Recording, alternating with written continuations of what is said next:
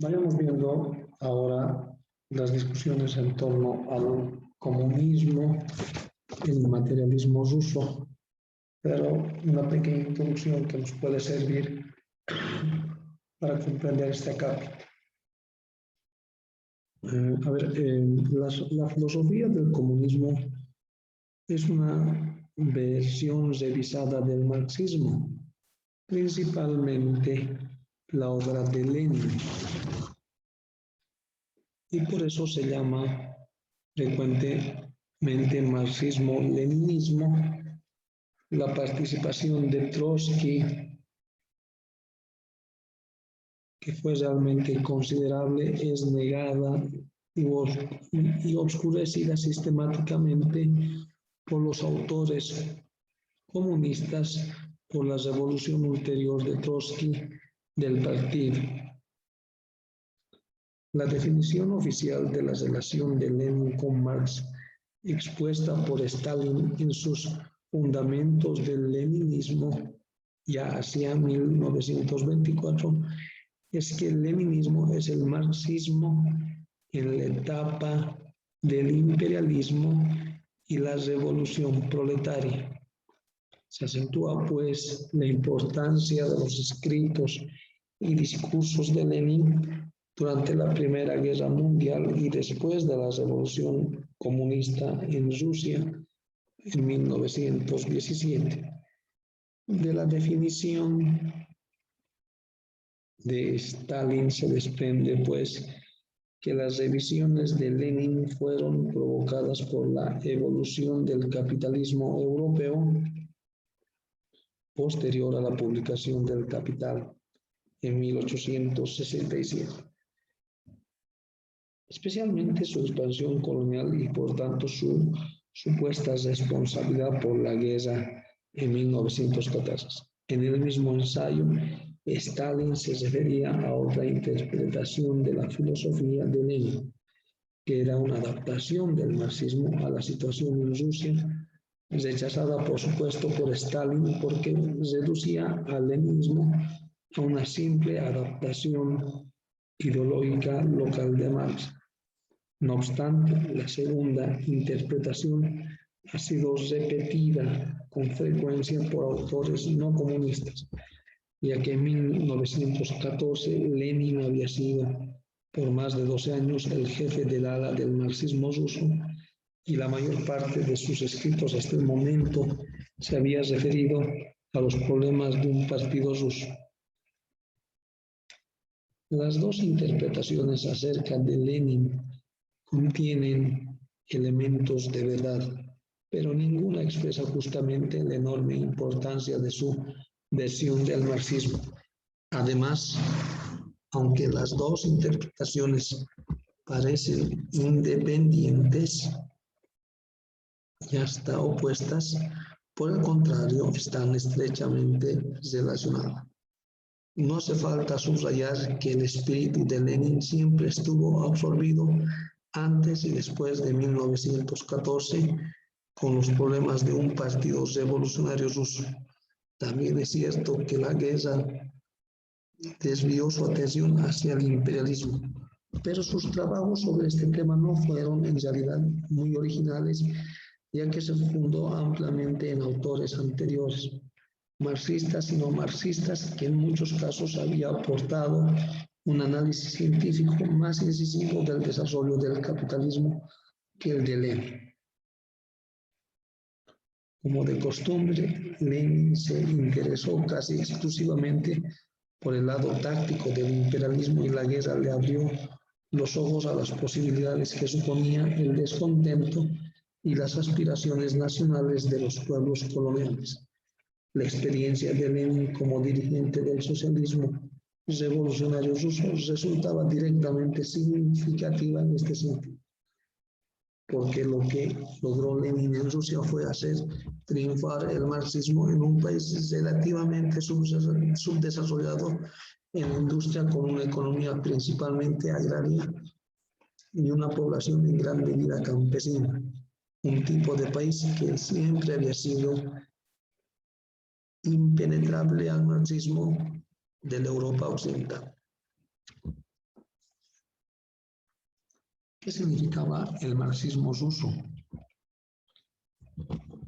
Cuando se fundó por primera vez un partido socialista marxista en Rusia a principios de la década de los 80, siguió la orientación de un socialismo característico del país con una filosofía agraria y humanitaria en general. El principio fundamental de esta filosofía era la idea de que una sociedad socialista podía desarrollarse a partir del comunismo, primitivismo de la aldea rusa, sin pasar por la etapa de industrialización. Como dijimos, el propio Marx no dejó de considerar esto como una posibilidad. La implicación táctica de esta filosofía era que la propaganda socialista debía dirigirse principalmente a los campesinos, y cuando se intentó, fracasó terriblemente. En consecuencia, los marxistas rusos se adherieron desde un principio a la idea de que la línea de desarrollo social establecida por Marx era una ley absoluta de la evolución. Concluyeron que la propaganda socialista en Rusia, como en todas partes, debería dirigirse a una clase trabajadora, urbana e industrial. Ningún marxista ignoraba naturalmente el atraso industrial de Rusia, ni el hecho de que la clase trabajadora industrial era una pequeña minoría en una población en su mayoría agraria y campesina. La dirección de su teoría predisponía, no obstante, a los marxistas rusos a emprender la importancia del campesinado. Una primera fuente de la fuerza de Lenin como dirigente revolucionario era su indeclinable convicción de que ninguna revolución podía tener posibilidades de éxito sin la aceptación, cuando menos, del campesinado.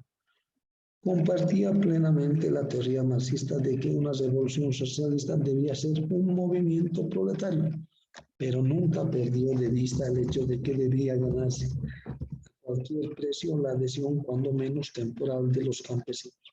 Así, en 1917, buscó su simpatía posponiendo su solución del problema de la producción agrícola. En resumen, utilizó conscientemente el hambre de la tierra de los campesinos para maniobrarlos y conseguir su pasividad temporal, mientras la producción industrial socializada empezaba a crecer.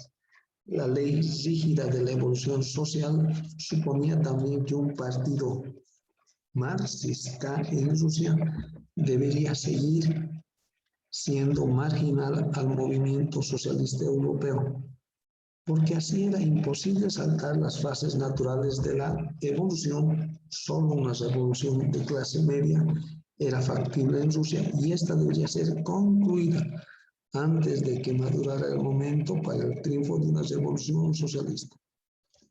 Un partido marxista en Rusia estaba, pues, en una situación totalmente diferente a la de un partido marxista en Europa Occidental, porque la teoría de Marx y su práctica como revolucionario suponían que la Revolución Francesa había establecido de una vez por todas el predominio del capitalismo burgués como típico de la sociedad moderna europea, y nada semejante había sucedido en Rusia.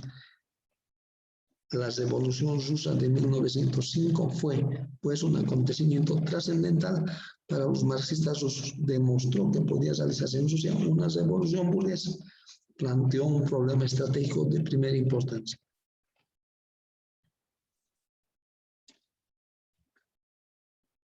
Marx no daba una respuesta clara a cualquier interrogante, sino solo a algunas vagas sugestiones referentes, sobre todo a la Alemania de aquel periodo, a la que consideraba en su tiempo un país atrasado. En 1905 y 1917, Lenin y Trotsky tropezaron con este problema. Ningún marxista ruso creyó hasta mucho tiempo después que la revolución rusa pudiera ser duradera si no era apoyada por otras revoluciones por los países industriales más maduros de la Europa occidental. Vayamos con la teoría del partido de Lenin. Este problema de la organización del partido fue el tema de la primera obra teórica importante de Lenin, un folleto titulado ¿Qué hacer?, que publicó en 1902 en Iskra, un nuevo periódico planeado durante mucho tiempo y fundado por él. Ese trabajo fue un duro ataque al sindicalismo economicista y a todas las formas de revisionismo marxista, pero demostraba su admiración por los revolucionarios y hasta los terroristas de los años 70. Su tesis principal se convirtió en un principio para la organización del partido de Lenin. Se expresaba brevemente en el siguiente pasaje. Un núcleo pequeño, compacto, integrado por trabajadores leales, experimentados, con agentes responsables en los principales distritos y relacionados por todas las reglas de estricto secreto con las organizaciones de revolucionarios, puede, con el amplio apoyo de las masas y sin ninguna serie de reglas precisas, realizar las funciones de mayor organización sindical y realizarlas. Además, como tal, lo desean los socialdemócratas. No estaba dentro de la personalidad de Lenin, sin embargo, postular una forma de organización para el partido simplemente sobre la base de la conveniencia. Él sabía muy bien, también lo sabían sus opositores, que un partido como el descrito en el pasaje no estaba planeado de acuerdo con la línea de la socialdemocracia en Alemania. También sabía que iba en contra de los principios aceptados del marxismo. Ningún pasaje de Marx ha sido citado más frecuentemente que la famosa frase: la emancipación de la clase trabajadora corresponde a la clase trabajadora misma. Esa frase resumía el sentido práctico del materialismo económico, que las relaciones de producción crean la ideología revolucionaria característica del proletariado y que esta ideología es la fuente de una efectiva revolución social. Partiendo de este principio, los marxistas habían distinguido siempre entre su propio socialismo científico y el utopismo, así como entre la revolución inevitable y las revoluciones fabricadas por los idealistas y aventureros. La revolución social no puede simplemente lograrse por la fuerza o la exhortación a adelantarse a la estructura del desarrollo industrial del que depende una mentalidad proletaria. Sabiendo todo esto, Lenin comprendía que su concepción de la organización del partido era lógicamente insostenible sin un cambio correspondiente en la teoría marxista de las ideologías. En consecuencia, introdujo una sorprendente enmienda a la teoría marxista aceptada, que atrajo sobre él una gran crítica, aunque Lenin acudió a una cita del Manifiesto Comunista para apoyar su modificación. El razonamiento marxista en uso, afirmó, confundía la mentalidad o la ideología del sindicalismo con la del socialismo. Espontáneamente los trabajadores no se hacen socialistas, sino sindicalistas. El socialismo tiene que ser inculcado desde afuera por los intelectuales de clase media.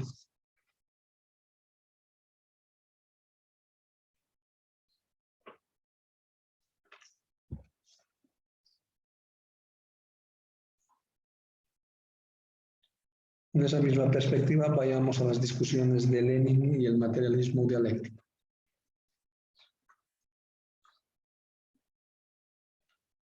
Los escritos de Lenin acerca del partido y en realidad todo lo que escribió revelan claramente cómo el hombre de acción, político, práctico, astuto y no demasiado escrupuloso, dispuesto a manejar su marxismo como manejaba generalmente a sus aliados para sus propios fines, había sin embargo otro aspecto sorprendente de su carácter que raramente descubría. La idea de la dialéctica lo fascinaba. La estudió no solo en Marx, sino también en Hegel. De cuya lógica se derivó el concepto y llenó muchos cuadernos de notas con sus reflexiones acerca de esto. En cierto sentido, le obsesionaba el misterio filosófico de la relación entre pensamiento y realidad o conocimiento y acción y creía que la dialéctica era la clave del misterio. Esta era la raíz de su fe fanática en el marxismo, ya que aceptaba ciegamente la tesis de Marx sobre Feuerbach, que los filósofos solo han interpretado el mundo y lo que hay que hacer es transformarlo. La dialéctica, según Lenin, es uno de sus cuadernos, es la idea de la relación universal, múltiple, viviente de todas las cosas entre sí, y la reflexión de esta relación es la concepción del hombre. Aquí, como siempre que se refiere Lenin a todas las cosas, está pensando en los hechos de la historia social, en la que todos los acontecimientos, directa o indirectamente, parecen relacionados con el pasado y el futuro, y todos los demás acontecimientos en una red infinitamente complicada de fuerzas opuestas semejantes.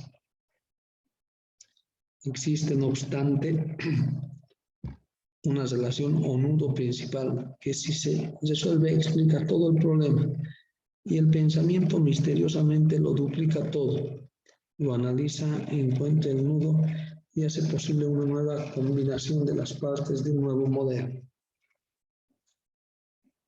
No obstante, el pensamiento en sí no es más que una serie de abstracciones, imágenes, reproducciones, mientras que la vida real, las abstracciones se unen de alguna manera para formar algo nuevo y único. La vida es perpetuamente nueva, está llena de auténticas posibilidades que pueden resultar en uno u otro sentido. Es más original de lo que puede preverse, o como decía Hegel en un aforismo del agrado de Lenin, ninguna nación aprende nada de la historia. No obstante, paradójicamente, no hay manera de aprender excepto de la vida, de la experiencia o de la historia misma.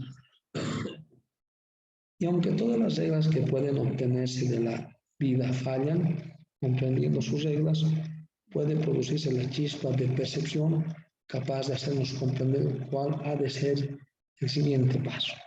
La dialéctica significa para Lenin esta unión de abstracción e intuición o de dogmatismo e improvisación que su propia actitud como dirigente ejemplificó con tanta frecuencia. Se sitúa, por así decirlo, entre el pasado y el presente, aportando el conocimiento de lo pasado y una visión de lo que deberá ser. De ahí que constituyera un objeto permanente de interés para Lenin, así como una ciencia, pero todavía más, quizás como una magia.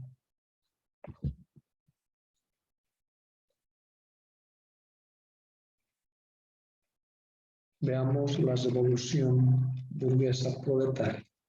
La revolución burguesa y proletaria, en otras palabras.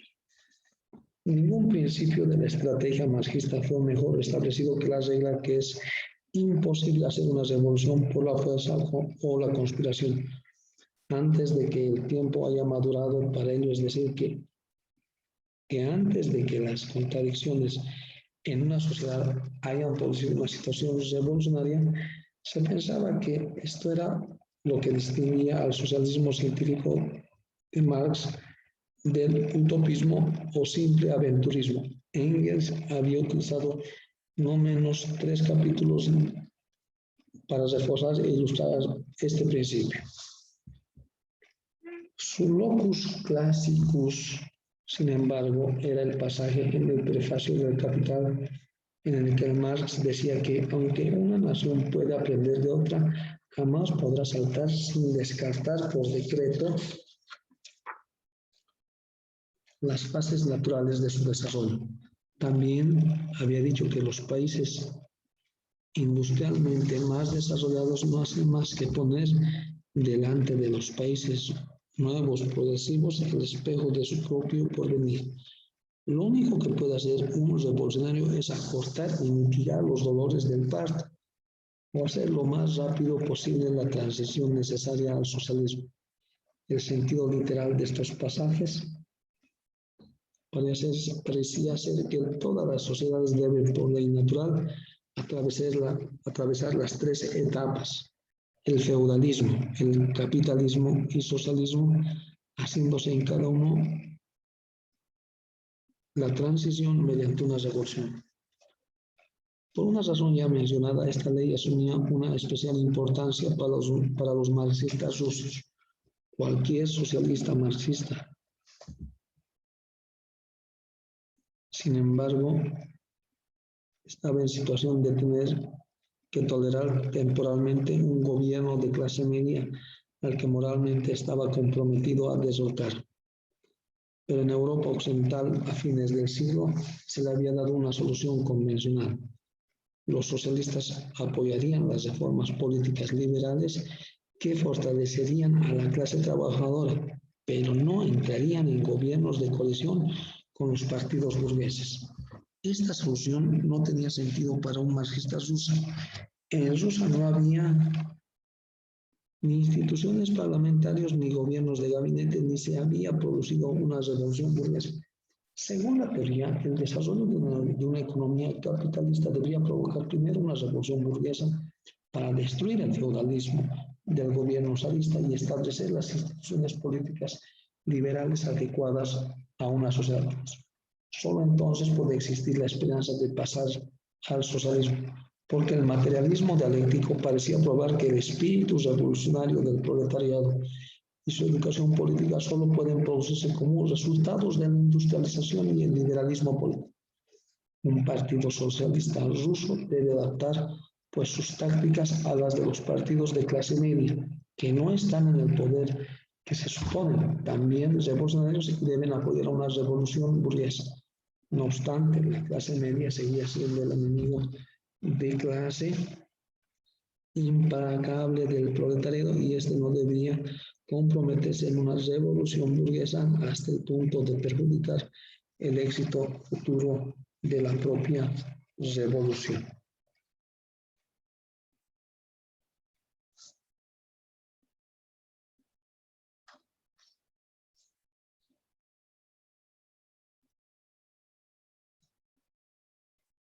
Continuando. La revolución mencionada en torno a las aspiraciones rusas y respecto a lo que ellos comprendían sus posibilidades como sociedad agraria, mantenían aún serias reservas para el desarrollo en sí mismo de cualquier tipo de revolución, es decir, salían del modelo clásico, ¿no?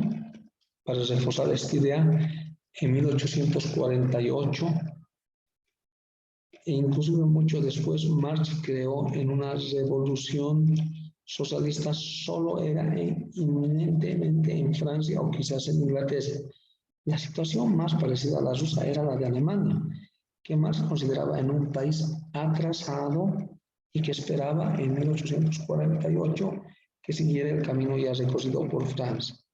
Aún en 1878, la crítica al programa de Gotha decía que la mayoría del pueblo trabajador en Alemania está integrada por campesinos y no por proletarios, lo que describía con exactitud el estado de cosas en Rusia en 1805.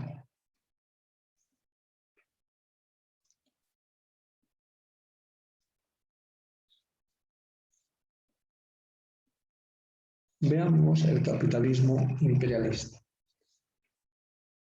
El estallido de la Primera Guerra Mundial en 1914 y especialmente el apoyo a la guerra por los partidos socialistas de Europa Occidental inclinaron el pensamiento de Lenin hacia una nueva dirección. Hasta 1914, aunque había sido un atento estudioso de la literatura marxista, su pensamiento se había centrado en los problemas de un partido socialista en Rusia. Estamos haciendo referencia al famoso Lenin. La guerra situó al marxismo en el contexto de la política nacional e internacional y la defección de los marxistas de sus posiciones internacionalistas y antipatrióticas demostró que estas eran cuestiones de importancia primarias para la estrategia de la revolución.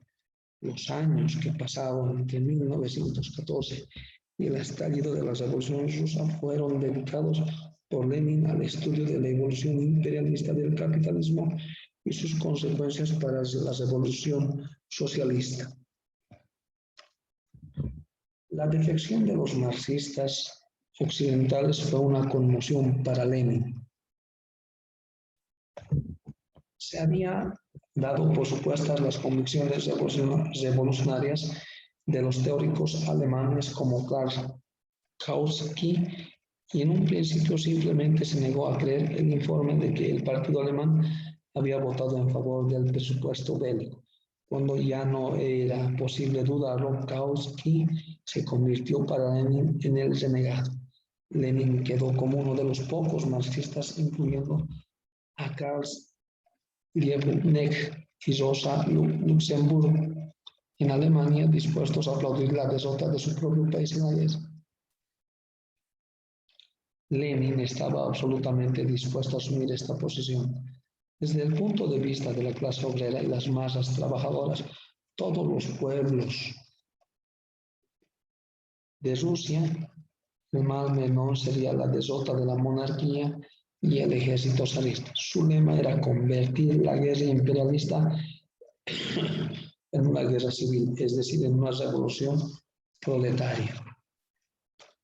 Pero la defección en masa de los partidos socialistas lo obligó a acercarse a los revisionistas, a los que había despreciado e insultado, pero cuyos argumentos nunca había estudiado seriamente.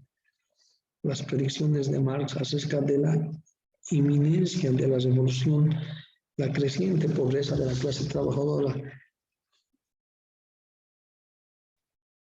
y la reducción de la clase media baja al estatus de proletariados no había resultado, obviamente, y aunque se inclinaba a creer que los dirigentes de los partidos habían traicionado al proletariado, Lenin no podía olvidar el hecho de que el proletariado de Europa Occidental no solo se había dejado traicionar, sino que en cierto sentido había aplaudido la traición. El proletariado, que según el marxismo era revolucionario por naturaleza, había demostrado no ser en absoluto revolucionario, y esto era precisamente lo que había afirmado la tesis de Bernstein. Existía pues una anomalía que Lenin debería enfrentar. Como no tenía intenciones de renunciar a la teoría, tenía que probar que el marxismo seguía demostrando que la revolución proletaria era inevitable. Tenía que demostrar pues que el proletariado de Europa Occidental había caído en uno de los estancamientos que pueden producirse en la evolución del capitalismo mundial y que a su debido tiempo el curso normal del desarrollo sería reanudado.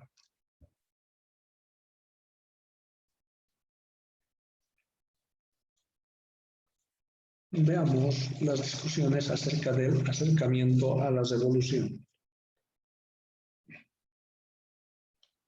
La revolución de marzo en Rusia encontró a Lenin preparado para dar los pasos racionales para completar la revolución burguesa o iniciar una revolución socialista.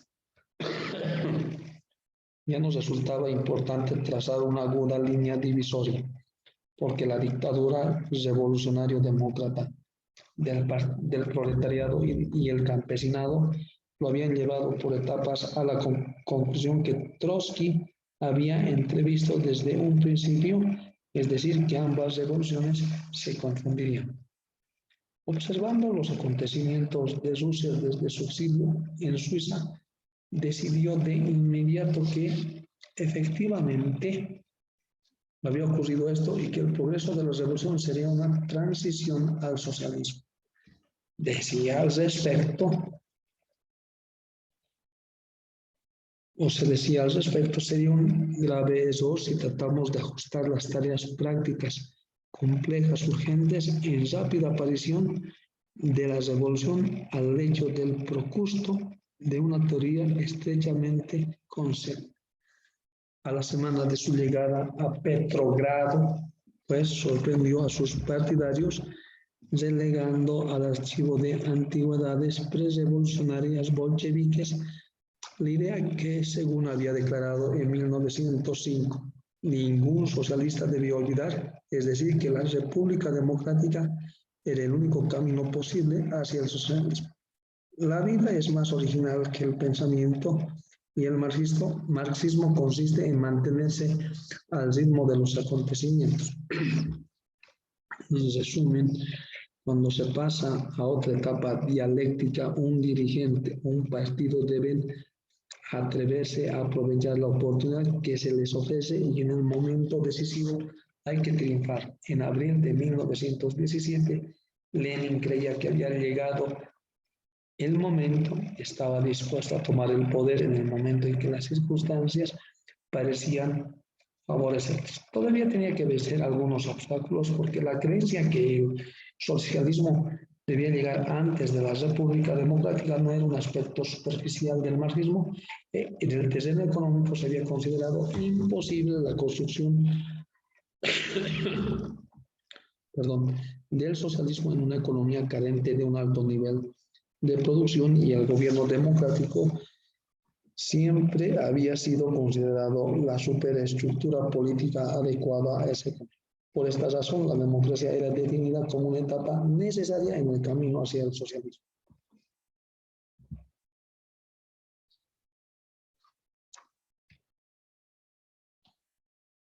Pero este concepto de una etapa necesaria resultó sistemáticamente ambiguo y especialmente porque llevaba implícitos ciertos matices éticos que el marxismo no reconocía. La posición del socialismo equivaldría entonces a decir que estos valores se conservarían y se realizarían, es decir, el laissez-faire mejor en una sociedad socialista junto con otros valores adicionales hechos posibles gracias a la propiedad estatal de los medios de producción. Las instituciones democráticas, haciendo referencia a este laissez-faire, tales como el sufragio, la representación parlamentaria junto a las libertades civiles de los gobiernos libres, serían realizados en un gobierno no socialista. Aparentemente, Marx pensó algunas veces en una posibilidad semejante, aunque también era capaz, cuando se encontraba en un estado de ánimo atrabiliario, como el que representaba su crítica a la programa de Gotha, de dirigir epítetos despreciativos a los gobiernos representativos, tales como la vieja letanía democrática. La vanguardia del proletariado. El partido esperó quizás que su fácil triunfo del 7 de noviembre le ganaría el apoyo mayoritario de las masas, pero si así fue, esa esperanza se vio pronto desvanecida en la pobre demostración que dio en las elecciones para la Asamblea Constituyente. En consecuencia, aunque el partido había apoyado la convocatoria de este organismo, pronto fue disuelto. La verdadera democracia de los soviets debía sustituir pues, a la podrida democracia burguesa de un parlamento. Pero el partido se encontraba aún frente a un dilema. Podía admitir a otros partidos, algunos de los cuales eran socialistas e inclusive marxistas, en una coalición con la esperanza de conservar la jefatura, pero también el riesgo de tener que ceder en alguna posición el poder de una oposición o bien podía gobernar solo como minoría, corriendo el peligro de una guerra civil. El hecho de que hubiera puesto en duda la decisión de tomar muestra cuán confusas se encontraban entonces las ideas relativas al procedimiento. La decisión ocasionó en realidad una violenta controversia de la que surgió la política de Trotsky y Lenin, en el sentido de no hacer transacciones y constituir un gobierno bolchevique homogéneo como política de partido.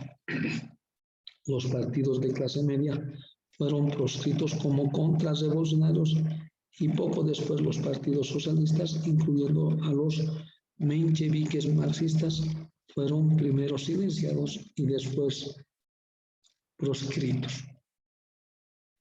En 1921, todas las manifestaciones de oposición habían sido relegadas a la clandestinidad.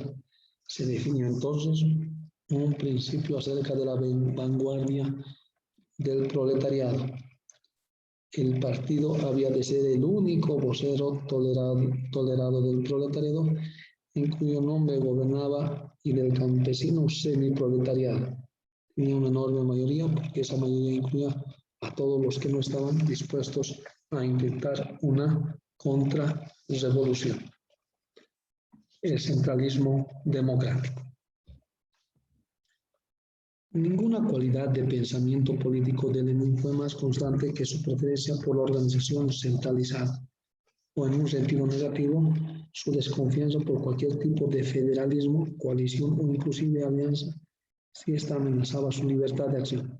Esta fue la principal característica de su partido, tal como lo planeó en 1902, ni aunque las circunstancias lo obligaron a veces a modificar su acción práctica, nunca se apartó voluntariamente de este principio.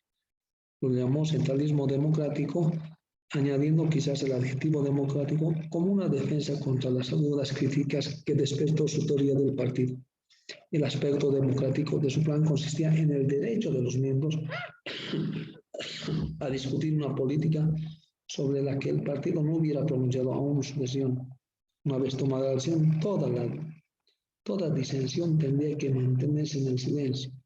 El centralismo significaba que todos los órganos del partido estaban estrictamente obligados por las decisiones de cualquier órgano con una posición superior en la escala de mando.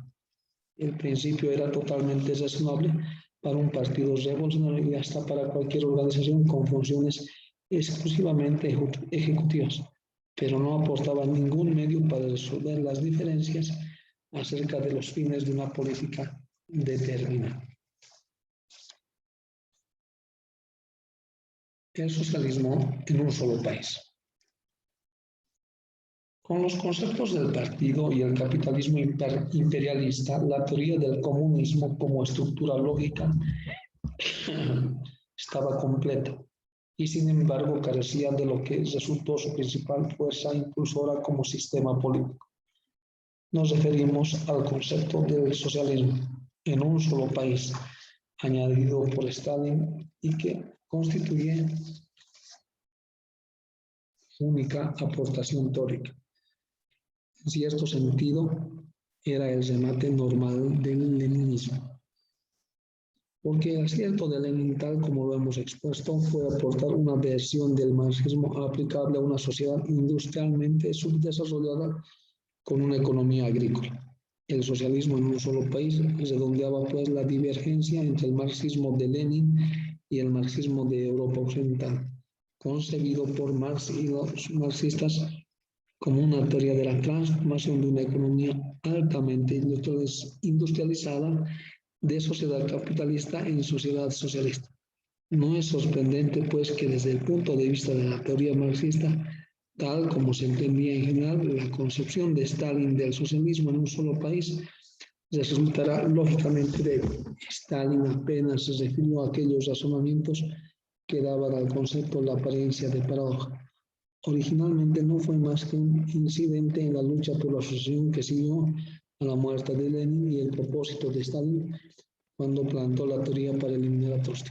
La teoría incluía una exposición incorrecta, falsa de la teoría de la revolución permanente y de las relaciones de Trotsky con Lenin. Este aspecto de la teoría no requiere mayor exposición.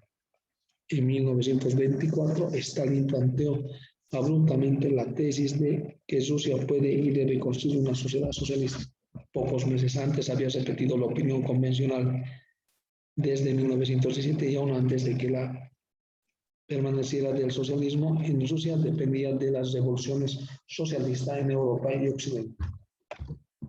Stalin sostenía que el único obstáculo para una sociedad socialista plena en Rusia era el riesgo creado por el sesgo capitalista, por supuesto en la creencia de que los estados comunistas